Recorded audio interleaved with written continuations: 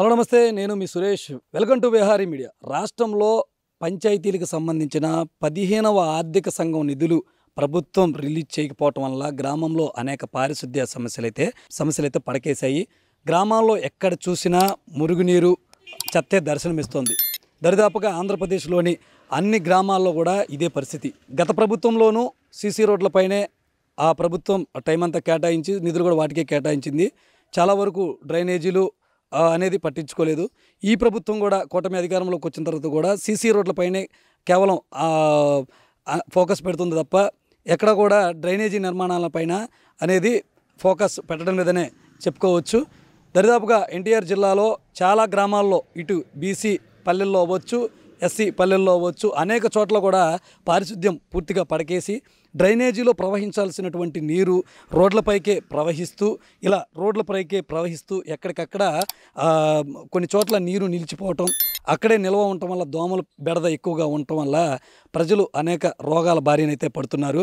ఇప్పుడు మనం అనేక గ్రామాల్లో పర్యటించి, అనేక వీధుల్లో పర్యటించి అక్కడ పారిశుద్ధ్య సమస్య ఏ విధంగా ఉంది, దీనిపైన సర్పంచ్లు ఏమంటున్నారు, అధికారులు ఏమంటున్నారు, ముఖ్యంగా ప్రజలు ఏమంటున్నారు అనేది ఇప్పుడు మనం చూద్దాం.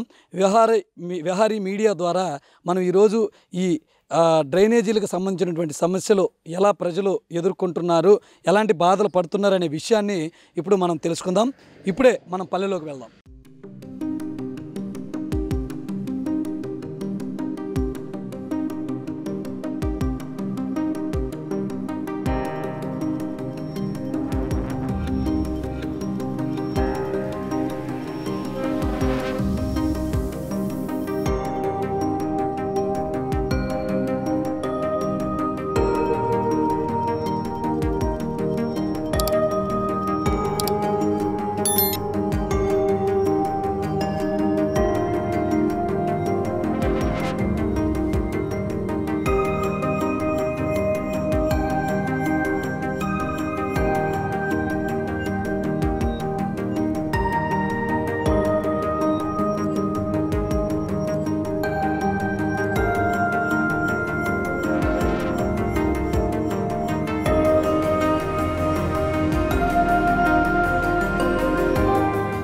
ఎమ్మెల్యే గారికి నమస్కారం, చంద్రబాబు నాయుడికి నమస్కారం.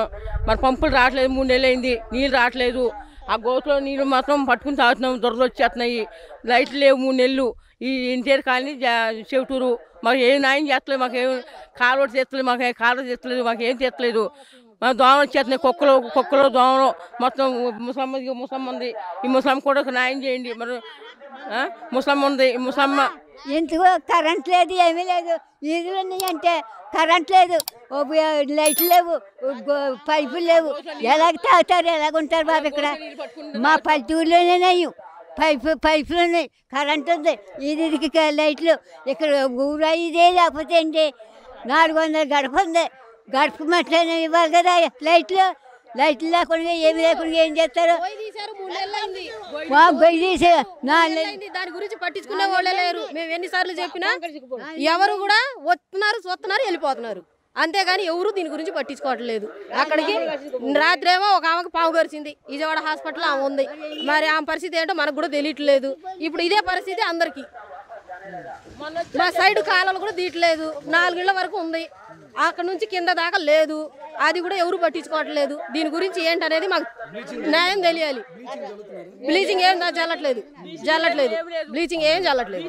అది నిన్నటి నుంచి వస్తున్నాయి, నిన్నటి నుంచి డ్రైనేజీలు అసలు ఎవరు పట్టించుకోవట్లేదు. దాని గురించి ఎవరు పట్టించుకోవట్లేదు. సచివాలయంలో వెళ్ళి చెప్పొచ్చు, అది ఎవరు రాట్లా.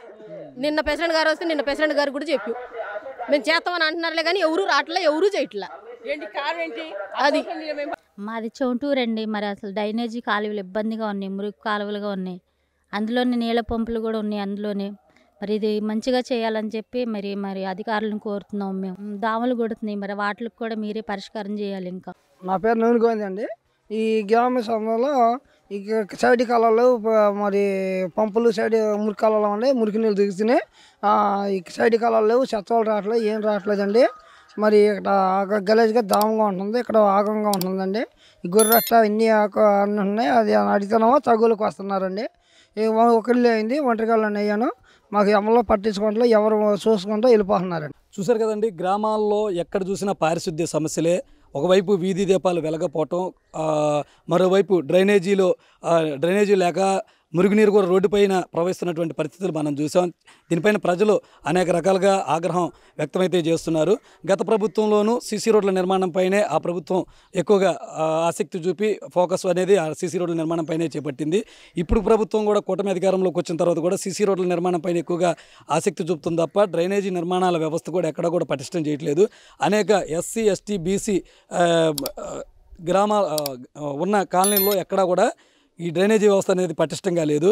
అయితే అసలు వీటిపైన సర్పంచులు ఏమంటున్నారు, వాళ్ళ అభిప్రాయాలు కూడా మనం తెలుసుకున్నాం. ప్రజలు ఏమంటున్నారో ప్రజల అభిప్రాయంతో పాటు వాళ్ళ అభిప్రాయాన్ని కూడా మనం తెలుసుకుందాం. మనతో పాటు ఎన్టీఆర్ జిల్లా జీకొండూరు మండలం చౌటూరు గ్రామానికి సంబంధించినటువంటి సర్పంచ్ అయితే మనతో ఉన్నారు. అంతా మాట్లాడదాం. మేడం గారు, అందరికీ నమస్తే అండి. చౌటూరు సర్పంచ్ నేను పినిపేని శ్రీదేవినండి. దేవుడు ఆశీస్సులను బట్టి, ప్రజల ఆశీస్సులను బట్టి నేను ఇవాళ ఉండగలిగాను. నేను ఇట్లాగా ఎందుకంటే ఆర్థిక సంఘం నిధులు లేవు, పంచాయతీ నిధులు లేవు.